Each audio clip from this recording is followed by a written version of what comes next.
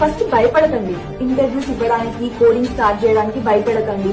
ఈ లింక్డ్ఇన్ లో, యూట్యూబ్ లో ఈ ఇంటర్వ్యూస్ గురించి ఇచ్చేంత హైప్ అంత లేదు, అంత డిఫికల్ట్ ఉండవు. మీరు బేసిక్ డేటా స్ట్రక్చర్స్ నేర్చుకొని easy to medium problem solve చేయగలిగితే మీకు college students can crack company. Once you prepare and give interviews, అక్కడ ఏమిట్లా నేను క్వశ్చన్ అడుగుతాను ఆన్సర్ చెప్పాలి అట్లా ఉండదు. Interview is a discussion.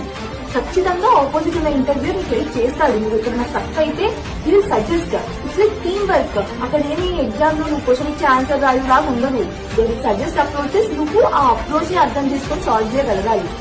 మరీ అంత డిఫికల్ట్ ఏమి ఉండదు. ఇన్ని నెంబర్ ఆఫ్ క్వశ్చన్స్. ఒకడు వచ్చి అంటాడు నేను 600 క్వశ్చన్స్ చేసినా, నేను 1000 క్వశ్చన్స్ చేసినా అని చెప్పి చెప్తాడు. అది చూసి జనాలకు ఏమనిపిస్తుంది, 600 క్వశ్చన్స్ 1000 క్వశ్చన్స్ చెయ్యాలేమో, లేకపోతే ఇంటర్వ్యూ క్లియర్ చేయలేమేమో అనిపిస్తుంది. But that's not the case.